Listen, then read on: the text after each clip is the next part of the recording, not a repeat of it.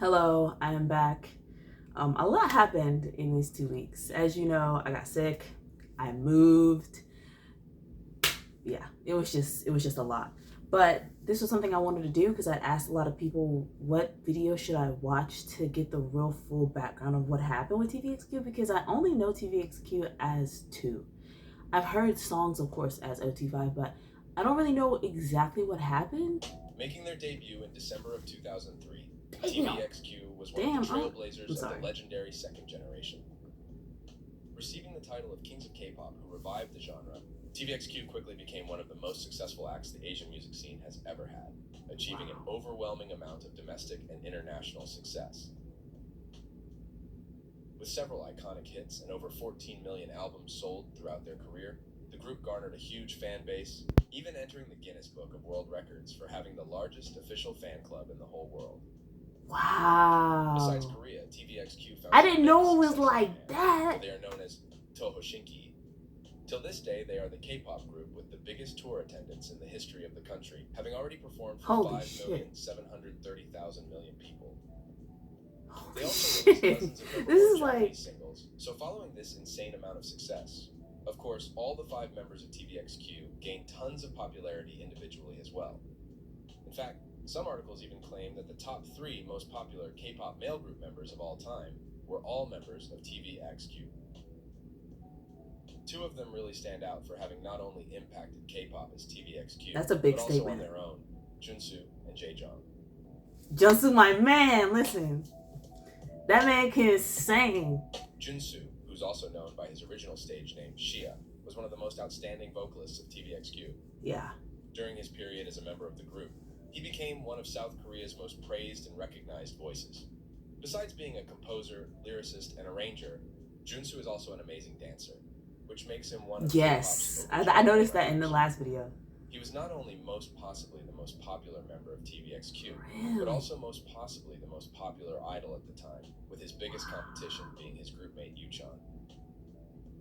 Hero Jaejong, or just Jaejong, was also famous for being a great vocalist.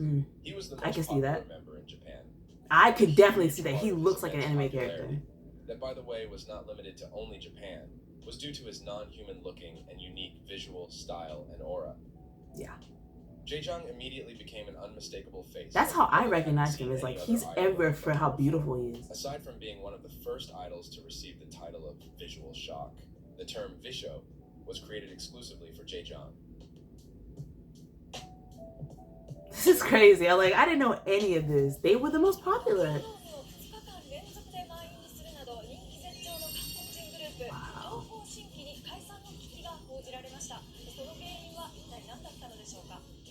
In 2009, TVXQ was already consolidated as K-pop's biggest phenomenon of all time. On that same year, the group entered the Guinness Book for the second time. It's 2009. I gotta remember, it's 2009. With over 500 million pictures taken. But in July, an incident that changed the group's career forever made headlines all over Asia.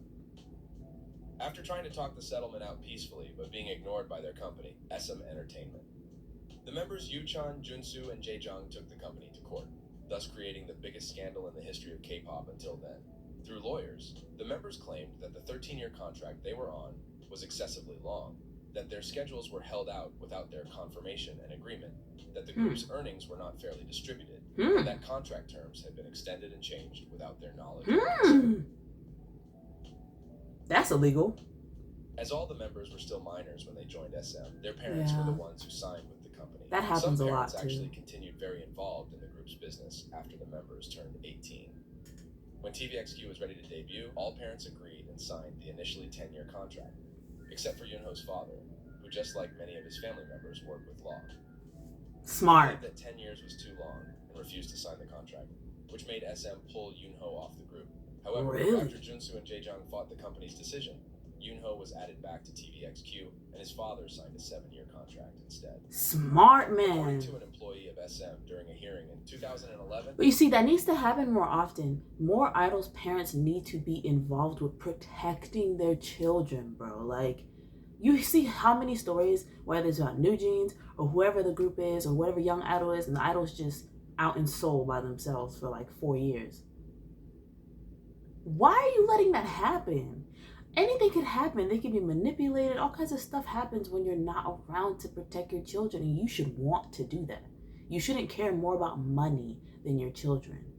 So I'm happy he had a parent that was there to be like, hell no. Before TVXQ's debut, but JaeSu and Jae protested against the company's decision again, and Yuchen was able to debut. After the original signing, TVXQ's contract was changed 5 times from December of 2003 to February of 2009. Their contract period was extended from 10 years to 13 years, as SM wanted to market the group outside of Korea as well. So they estimated that they needed 3 years in South Korea, 7 years in Japan, and 3 years in China. The income division was slightly increased, but the clauses regarding the extended contract or compensation that were ruled by the courts as unlawful were not changed. SM was taking 50% of the profits, while TVXQ had to split the other 50% between the 5 members. So they all got 10%. The entire cost of overseas promotions, for their travel fees and rent fees, meals, stylists, makeup artists, dancers, any other stage crew costs, the entire staff, and their managers' monthly wages. The members only earned money from their albums if it surpassed 50,000. Pause. Does it say 2%? 3%? Only if they sold 100K. So if you didn't sell 100K, you didn't get shit. That's crazy. That's actually insane. I'm not laughing because it's funny. I'm in shock. Sales. Otherwise, they would get no money. If the sales surpassed 200,000 copies, they only received 5% of total sales, and also had to split the amount between them. SM was they're splitting pennies guest appearances on between 5 people. And broadcast publicity. Every right for TVXQ songs belonged to SM, including copyrights for self-composed songs. They had the rights to release albums, the distribution rights, self-composed too, performance rights, karaoke, right to create secondhand goods regarding any compositions, arrangements, or lyrics. They could give any artist under the company compositions of TVXQ without their consent, while TVXQ had to get permission from the agency. Of course, they had to get permission, but you don't need permission. Bullshit. It's bullshit.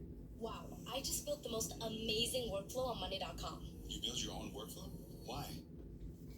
I knew it though, because every contract is made to benefit the company. It's never to benefit the artist. That's why the artist fights so much. On the other hand, TVXQ had to follow all orders their manager were giving them. The group was not allowed to talk about the internal affairs of SM, make any promises or contracts regarding personal activities, and were considered responsible if there was a disruption in broadcasting or performance for personal reasons. Make 2 full albums every year. Release 2 albums a year? Before the termination of their contract, and perform all activities diligently. Nah, they overworked them. Once they saw how oh my gosh, I know this happens to every group, but every time I hear the details, it just makes me still feel really bad. But like, every time they get super popular, or you know the group is at their peak, that's when they work them harder. They work them the hardest they possibly can. 2 albums a year is actually insane when they're touring and traveling and promoting and doing everything else outside of their schedule. You're gonna kill them. If TVXQ was unable to perform normal activities due to a personal it sounds dramatic, but I'm serious. Contract period like overworking like that. An early termination penalty of the members' contracts would make them have to pay triple amount of the promoted fees and cost them twice the profit that they were estimated to earn for SM in the rest of the contract period, even if both sides agreed to the termination of the contract. So if we have a mutual agreement, it's still my fault? That's crazy. That business is so cutthroat. I mean, I know, but just, yeah. SM Entertainment called a press conference. Like I said, it's always to benefit the business, never the customer. To pursue their cosmetics business uninhibited by the restrictions of their exclusive contract with the company.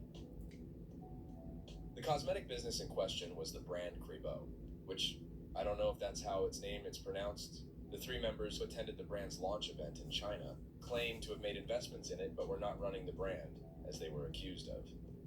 The 2 other members of TVXQ, Yunho and Changmin, stated to the press that they believed everything started to change after the 3 members got involved with the cosmetics business, which they described as a cosmetics company with abnormal business practices. Yunho's and Changmin's fathers also released statements against Hiiiii, apart from the one released by Yunho's father, Red. That's techie. That's techie. Because now you're talking about the other 3 members. And now it's turning into 3 versus 2.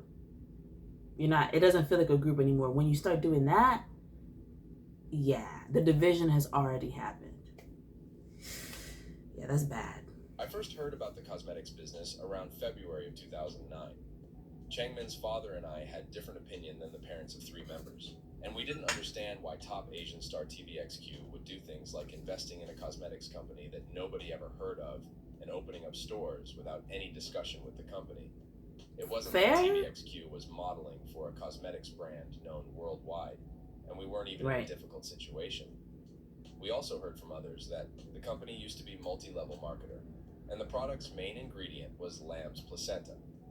Because the business was run without any formal discussion with SM, and the cosmetics company itself had low reputation, we determined that the business could possibly damage TVXQ brand's value and its image, both domestic and... See, that's something that has learned from his father. Having the lawful knowledge on how to advocate for yourself with facts like that is so useful. And so many young people do not know how to do it. Because they're right. This is a brand with no backup. This is a brand no one knows with weird practices, and now we're advocating for it. That's sketchy. And abroad. Those points were explained to my son, and because he had the same thoughts as mine, we told the parents of 3 that we won't participate in the cosmetics business in any way. SM claimed that... Listen, when you have a dad like that... company and 3 members. However, for insufficient evidence, the court ruled that Crabot was not the responsible for the dispute, and the brand took legal action against SM for defamation. Later on, the lawsuit was dropped because, according to the investigation by the Korean DA, the 3 members and their families owned 62.5% share of the cosmetics company. So the DA determined that the cosmetics business was still an important cause for the contract dispute. In October, the 3 members... Hold up. Now that is messy. That's some K-drama shit. So because the other 2 went against the other 3, they sued the company, which behind the scenes fucked with the other 2. Like I said, they're right. The beginning of that situation happening did start to put a little bit of a wedge in between them because they started going against each other. Were granted a temporary suspension of their contract until the actual lawsuit, so they were able to continue on with their activities without SM's interference. TVXQ's activities in South Korea were paused, but they continued to promote in Japan until the end of 2009. That's probably how they stayed so popular. Following the breaking news of SM Entertainment's slave contracts, the company's stock price dropped over 10%. 120,000 fans filed a petition against the company's long-term contracts to the Seoul District Court. That's right. That is messed up. From SM for the canceled SM Town live concert, as the group and company initially stated that the concert would go on as planned, but was canceled a week before its scheduled date. A concert in Shenzhen was also canceled. In Japan, TVXQ were managed by the company Avex. In April of 2010, they announced that the group's Japanese activities were also suspended indefinitely. During the same month, SM filed an injunction against the 3 members for damage compensation, but it was dismissed by the Seoul Central District Court in February of 2011. And the legal battles between the company and artists only came to an end on November 28th of 2012. That's a long time. Think about that. They started disputing and doing all this shit in 2009. It didn't end in 2012.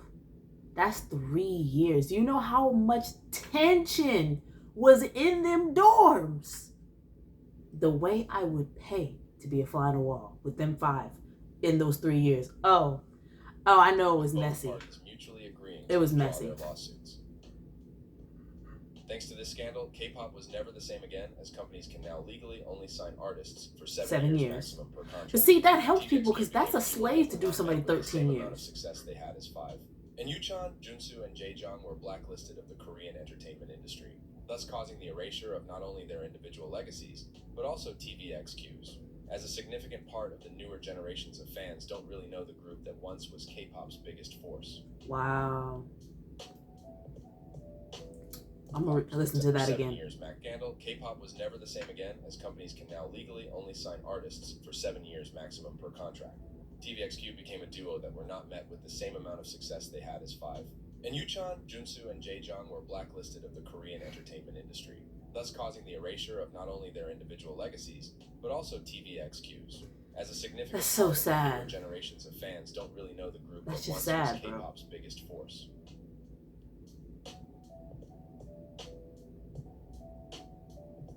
Okay, After I heard of withdrawing their JYJ, lawsuits, but I didn't know as stated JYJ in the used to be in contracts of Yuchin, TVXQ. JaeSu, and Jaejong came to an end on July 31st of 2009. In February of 2010, they signed a management contract with TVXQ's Japanese company since 2005, TVXQ. In April of 2010, it was announced that they would be debuting as a trio in Japan under the stage name JYJ and Rhythm Zone, a sublabel of TVXQ. Oh, so they've really been separated for a minute. Oh, so they were doing all of this. I thought this happened after the contract was over. They became JYJ technically in 2009, in 2010. That's awkward. Not because groups aren't allowed to have subgroups, because I know EXO has them, you know, subunits and stuff like that. But to do it during the time of like all the contract stuff and the beauty market stuff, and yeah, it just seemed like a division. To protect yourself from malware. So Commercial, you can surf please. without getting Ignore. phished. The news stopped both K-pop and J-pop, and much anticipation was created around the trio's debut. When their first EP titled The came out in September, the results did not disappoint as the album debuted right at the #1 spot on the Oricon Albums chart, but this was literally expected. only the beginning. In late 2010, JYJ entered the United States market with the release of their first album titled The Beginning, that served as their English-language global debut album. The Beginning had the song Hey Girl as its title track, which featured vocals of the That's American advantageous. rappers Malik Yusuf and Kanye West, who also produced the Wait, track. what? Wait. Which featured vocals of the American rappers Malik Yusuf and Kanye West, who also produced the track. In the spring of 2011, JYJ That's a crazy went on a crossover. worldwide tour. And despite being blacklisted in South Korea, the trio released 2 #1 Korean albums, 3 top 10 singles, Damn. took first place in the Best Idol Star category in the 2011 Icon Award online voting Damn. conducted by KBS, won 2-day songs at the Korean Cultural Entertainment Awards, became the first ever idol group to receive a Prime Minister's commendation at the Korean Popular Culture and Arts Awards. Wow. Were named the 13th most powerful celebrities in South Korea in 2012. Wow. And appeared on the list Even with everything that happened, they were still so popular. See, that's actually a different perspective than what I had of what happened. I thought they just kind of disappeared and people didn't really remember them anymore, I guess, and they just did activities outside of Korea. Maybe they really were the most popular members at the time. Again, the next That's year, crazy. 25th position, performed at the 18th South Korean presidential inauguration ceremony and at the 2014 Asian Games pre-opening ceremony. During the 4 years That's crazy. JYJ's been active, they sold over 1 million albums, millions of singles, and performed for immense crowds. Even selling out Wow. Tokyo Dome 3 days in a row. But With there just are- the 3 of them? Nah. See, that's TVXQ is crazier than I thought. I knew they were big. They are bigger than I actually realized. They're bigger than I realized, yeah. hold in 2015 following Jaejong's military enlistment in March. In August, Yuchan also began Oh, his right. military He's service. Korean. He was discharged in August of 20. I was like, in my brain, I don't know why I thought why is Jaejong going to the army? Like, I did not think about him being Korean. 2017 and Jaejong in late 2016, 2 months before it was Junsu's turn. Junsu was discharged in November of 2018, completing the military services of JYJ and allowing them to make a comeback after almost 4 years. However, in April of 2019, the trio's then agency CGS ended Yuchin's contract as he got caught in a gigantic scandal after testing positive for drugs. It was announced that he would retire from the industry, but he remains active and was involved in other controversies that contributed to probably the biggest reputation downfall in the history of K-pop. As the same guy who once was South Korea's most popular male idol is now despised by a notable part of the public. So from now on, I'll not be mentioning him anymore, unless it's necessary to understand. That's awkward. I didn't know really about that. Somebody made a comment about that on one of my other videos, but with no links. And then people started kind of arguing about it in my comments, and I was like, they were like, it's not true. Yes, it is. Don't believe this. Yes, you should. So I was like, I'll figure it out myself. The story. The current status of JYJ That's is really uncertain, bad. That's as it's Junsu left actually the company terrible. in 2021. In 2022, he and Jaejong collaborated in an OST, but were not credited as JYJ. During that same year, the duo's profile was removed from the website of CGS, before Jae also left the company in April 18 of 2023. These niggas been having company issues for 10 years. Damn. 2009 to 2018, that's 9 years, bro. Although JYJ accomplished a lot during their Okay, years pause. That's why I thought Jae was Chinese or Japanese. No, I thought he was Japanese. I thought JaeSu was Chinese, and so was Mickey. Because I could have sworn I thought they were foreign idols, and that's why they had a hard time with the contract with SM. Kind of like how all the foreign idols in SM to this day have a hard time. Like the Chinese idols have a really hard time in EXO, NCT, you name them, right? So when they said the army, it threw me off. Now I remember. I thought he was Japanese, and I thought the other two were Chinese. It wasn't easy at all. Rewinding back a little bit, when JYJ made their debut on September 8th of 2010, under the sub-label of Avex Rhythm Zone, they used a strategy that was still pretty much unseen within the Korean music industry.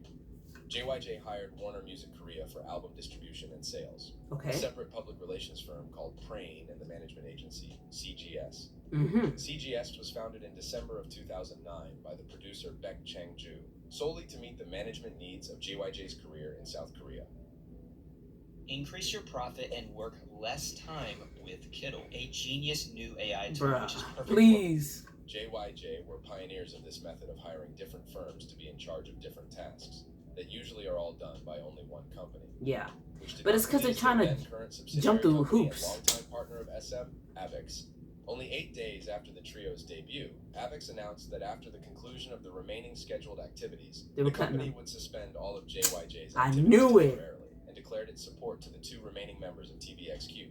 Avex so this is the blackballing, right? Right. Expressed concern over the fact that the JYJ lawsuit with SM Entertainment was still yet to close, and claimed issues with the president of CGS. Avex declared that the father of CGS president holds a high position in the mafia, that he used his father's strength to blackmail artists, and served a term in prison under charges of duress.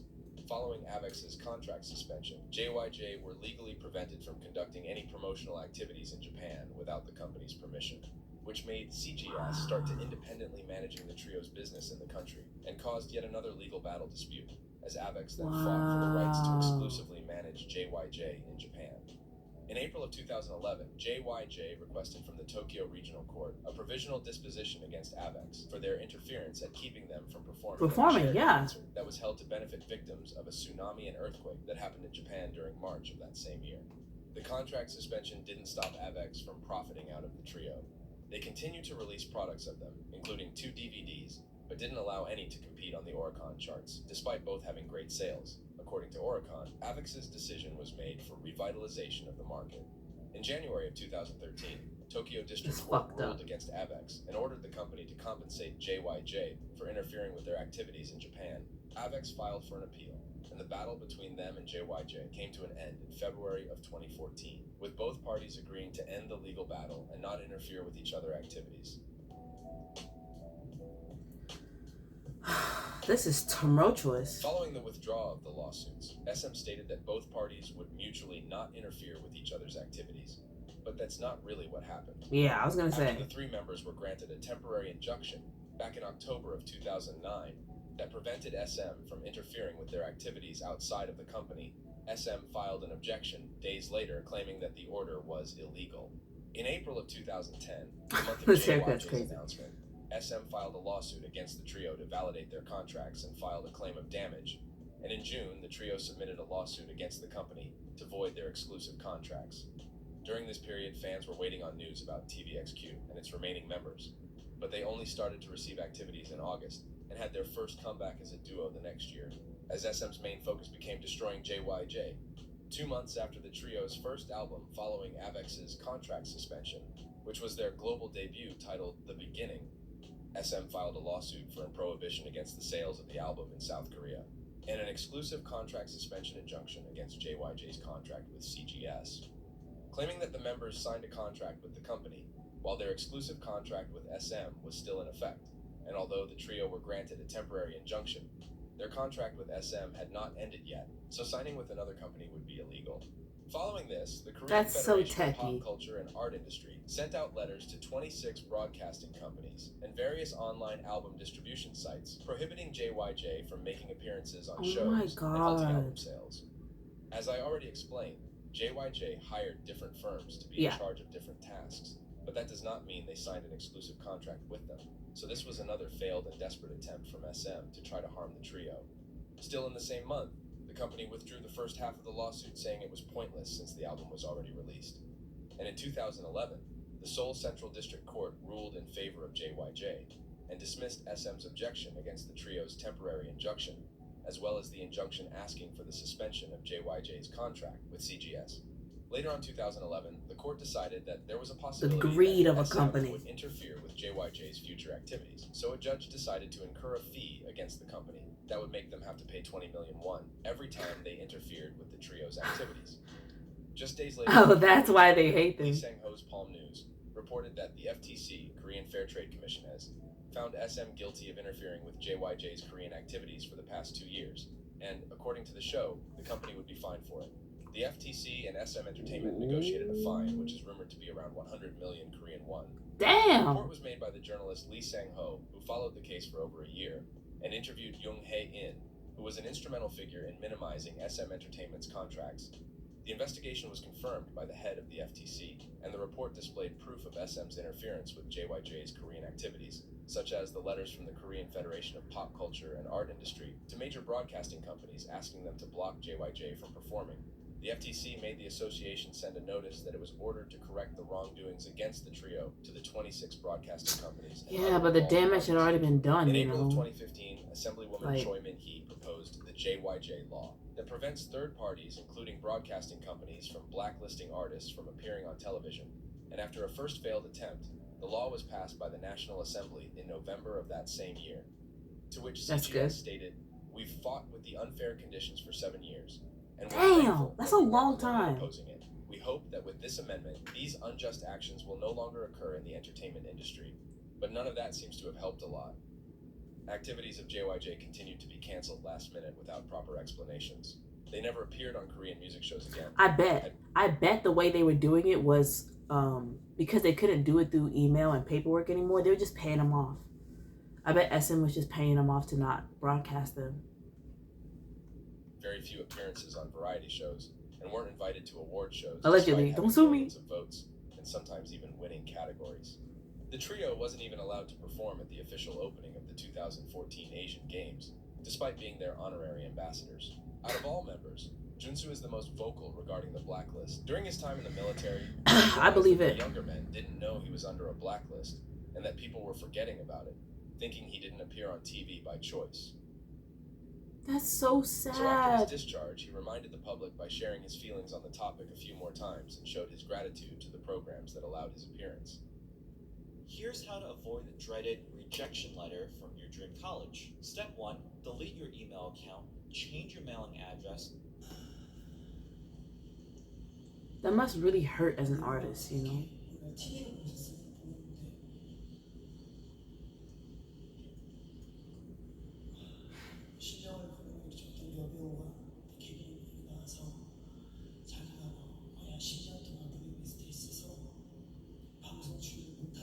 Yeah.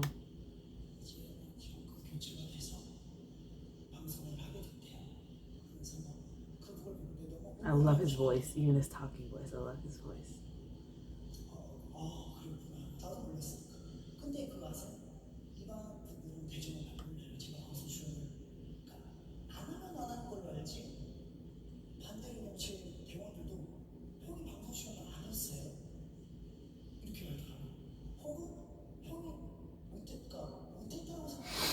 That's so terrible.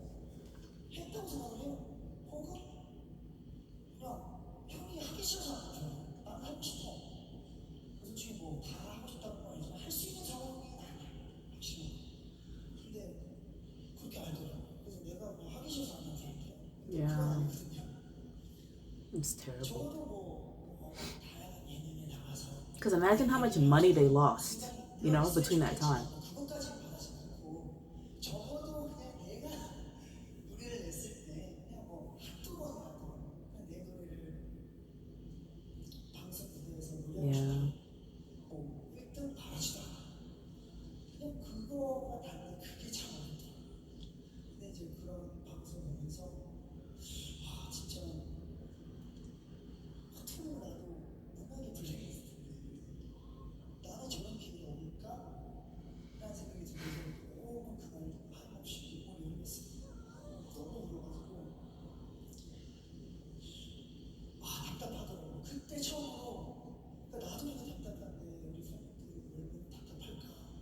Yeah, because I can only imagine what their fans are thinking. 제가 이제 뭐 연예인 축구단들끼리 대회라면 뭐 연예가 중계 뭐그 당시에 한밤의 TV 연예 촬영을 해. 그리고 이제 각자 뭐 그때 당시 배우들 뭐 아이돌들 Oh, they some. 나도 딱 근데 나는 심지어 항상 못 나가는 거 알고 있었으니까 근데 이제 그 얘기를 해도 아 이건 나갈 수 있대 그래서 해달리 인터뷰 뭐 종성껏 하죠 역시 안 나오고 저만 딱 커트 노래를 부르는 건 더더욱 견제를 받았으니까 I'm happy he's being able to talk about it now, but it's been so long. Like, all that time wasted, all that money, all that experience taken from him, 그 you know. 방송을 기점으로 언제까지 이렇게 내가 두들겨 볼 수 있을지 모르겠지만 한번 그래도 가볼 수 있을 때까지 가보자라는 That takes a lot of willpower, man. When you're being pushed against the wall like that. 방송에 딱 나오는데 너무 고마웠죠. 감격스러워. 이 자리라서 너무나 감사드립니다. 진짜. 제 EBS 스페이스 공간. When he was still a member, Yuchan expressed his feelings on the 2011 track Untitled Song Part 1 that was created by him and explicitly addresses the history of TVXQ, being almost like a storytelling of the group's history, starting from their debut in 2003, leading to the group embarking into the overseas market, their golden years selling hundreds and thousands, winning every award and harvesting the fruits of their labor, as Yuchan wrote, to things suddenly changing. Untitled Song Part 1 is an 8-minute track that features a Damn, lot of he rap, must have been so it has a feeling lot it. of lyrics. Some of the ones that stood out to me 8 minutes is a long time, my Damn boy. it, how could have all of the money we earned go towards paying expenses? What kind of expenses were there to make that much money vanish? The number of questions I had increased as time passed. The headaches grew the more our team members got together and discussed it. If I were to ask just one last thing, are the things we do for the company really and truly things that are for the company? One of the final verses of the track say. Anyway, even though life is hard, we are working hard and doing well. We are trying to really smile, though we continue to be tormented. This effort of ours is not the effort of a mere product. It is the effort that is driven by the thought that we want to die without any regrets when we leave this earth. In case anyone wants to check out the full lyrics, which I recommend doing, the links of the translated versions I used will be on the description of the video. Aside from the blacklist and even more failed attempts to harm JYJ before the law, it's theorized that SM also orchestrated in scandal that was heavily discussed and generated JYJ lots of hate in 2012 when the legal battle between the company and members was close to the end. During JYJ's passage through South America in March of 2012, South America, that's cool. Media outlet Dispatch uploaded a video that contained audios from 2009, shortly after JYJ first sued SM, which led to them being kicked out of their dorm provided by the company and having their bodyguards taken away.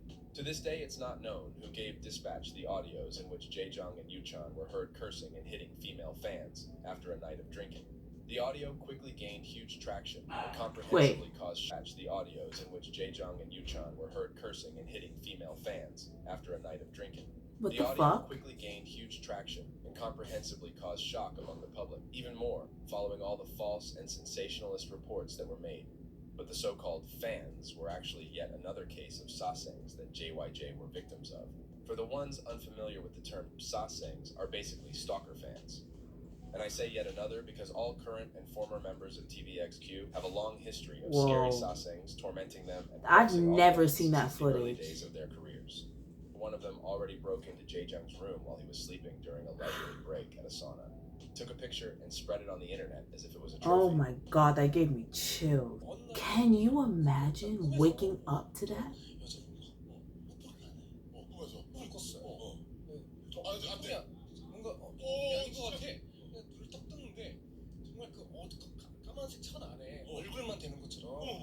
No.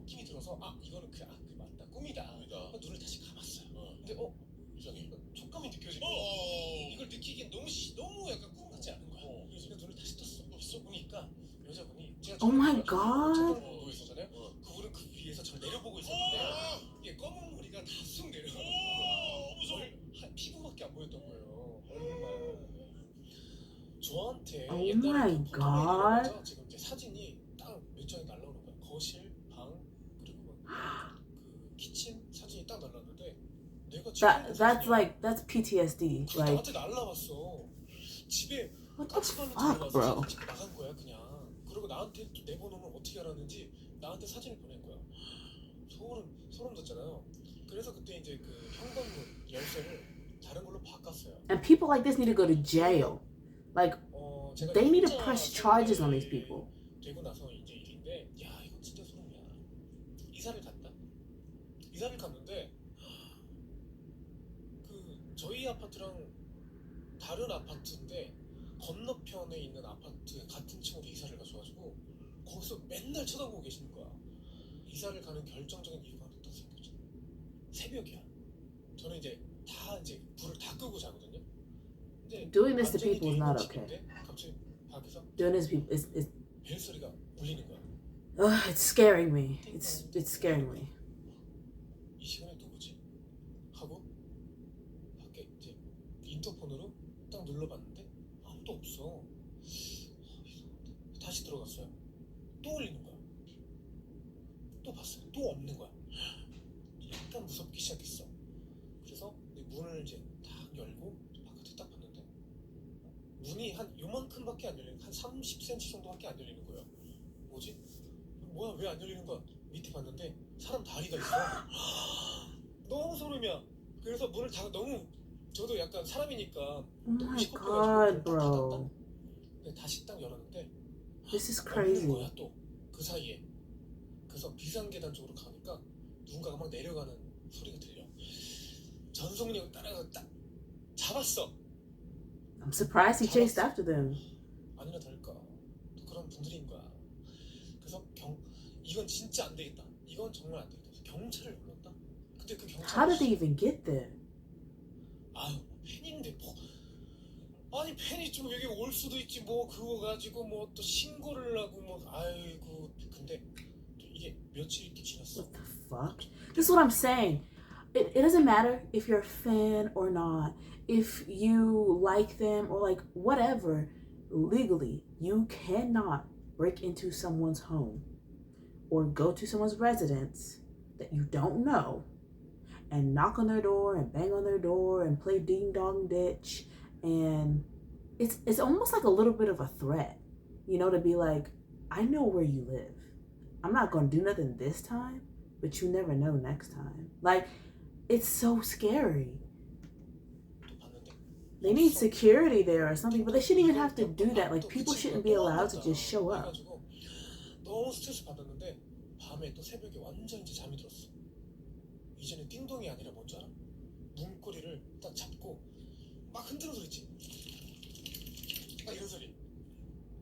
The way that he's telling this like it's a movie and he's just not in the moment, press like, conference had to be held in Chile on March 8th, where JYJ opened up about the controversy and the abuse they were enduring for several years.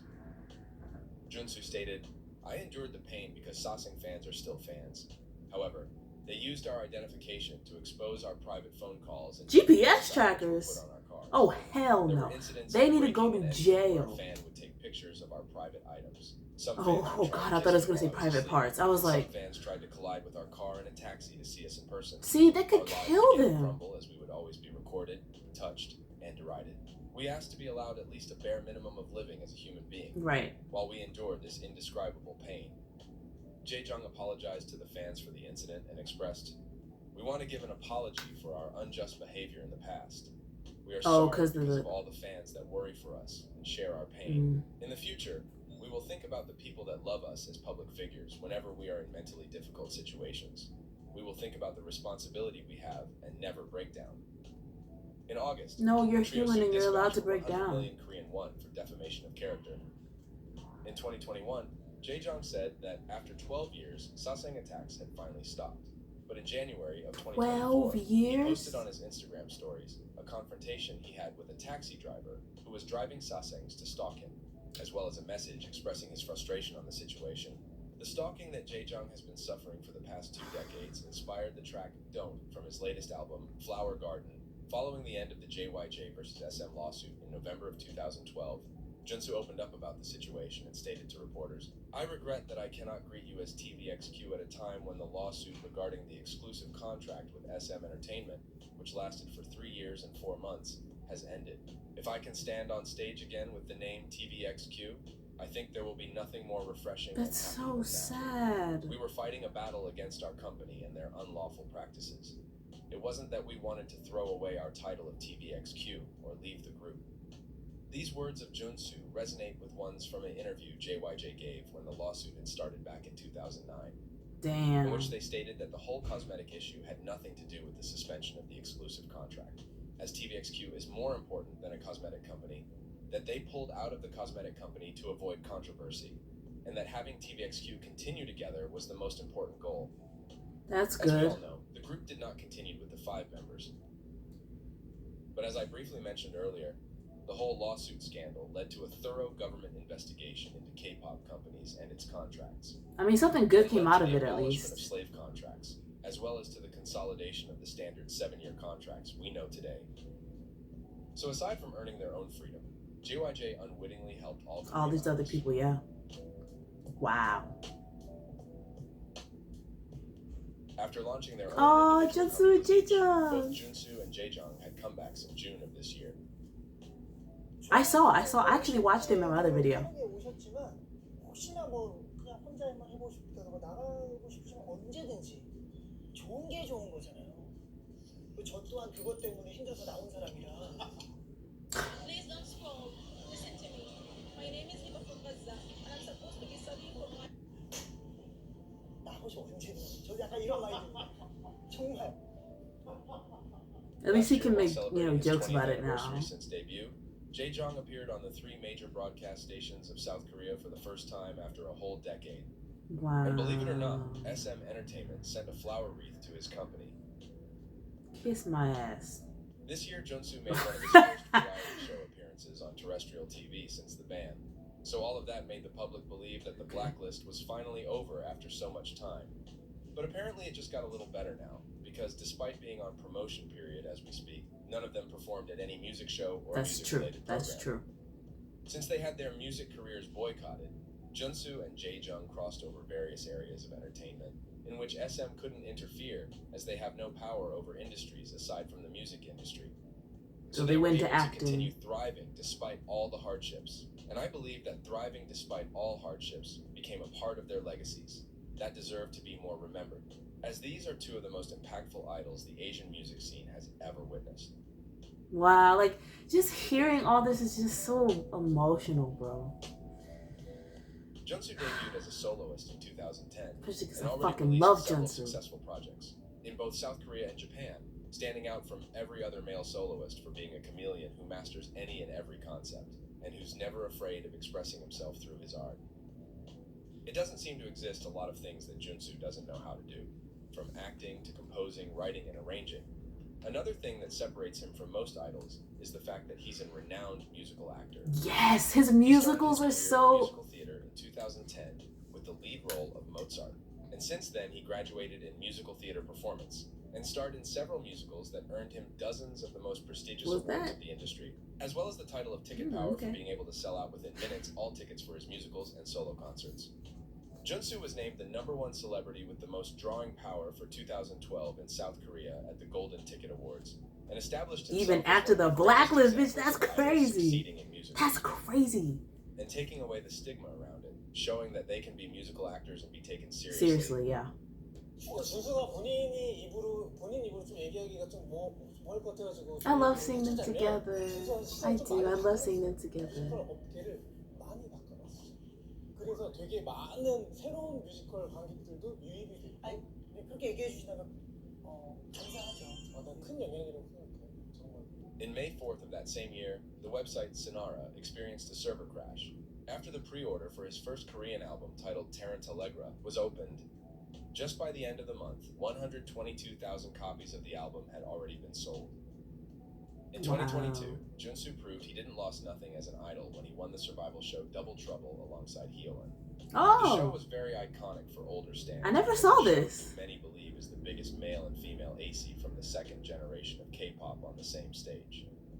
Following JunSu's immense talent and popularity, he became a legend and one of the most influential idols in the history, as an impressive amount of idols that came after has him as their role model. 선배님을 좀 많이 좋아해서 좀 Oh, I love Taeyong from SF9. 영혼을 담아서 Is that Sungri? 그 노래를 너무 좋아하는 게 정말 시청자의 입장으로 봤을 때 정말 사랑해 보이고 이렇게 영혼을 담아서 주장을 하고 그런 시아준 형한테 좀 동생으로서 어떤 좀 매력을 느낀 것 같고 사실은 좀 말도 많이 걸어보려고 더 노력하고 근데 너무 고마워요. 너무 감사. 진짜 제가 이 자리에 있는 게 진짜 저는 왜 그러지 마. 진짜 저는 왜냐면 Oh my god. Wait, oh that's Monster X Minsa. I had to think to myself, who is that? I know him. Speculated to be the richest K-pop idol thanks to business outside of entertainment, Jae has also done a lot of different things throughout his career. He was the first idol to publish a cookbook, hosted the show Jae and Friends, was the executive director of the Asian leg of JYJ's first world tour, was a part of the directing team for LG Weiss and Rhythmic All-Stars, helped launching the Korean fashion brand Molder, and continued to release music. Jaejong's career is also divided between South Korea and Japan. Although his South That makes Korean sense. musical projects had good commercial performances, he was met with more success in Japan, where he was able to maintain himself as one of the top idols, having already topped the Oricon singles chart 3 times and being awarded at the Japan Record Awards, which is considered the Japanese equivalent of the American Grammys. Regarding his acting career, he was I met didn't with know more that. success in South Korea, starring in various popular dramas and movies and being awarded at several prestigious ceremonies. Going beyond the required skills for idols, Jae is a songwriter, arranger, lyricist, and composer. He knows how to play piano and also influenced several younger idols for being so talented and for his visuals. Damn, he really Jae is stunning. undoubtedly the most I know he has influential talent. male I would never visual take in that the from history him. of K-pop, playing He a really huge is part in beautiful the too. officialization and establishment of the position in idol groups, setting trends that are up till this day, going viral for his visuals before the word was commonly used, and even during his military period. Damn. Remember what I said earlier?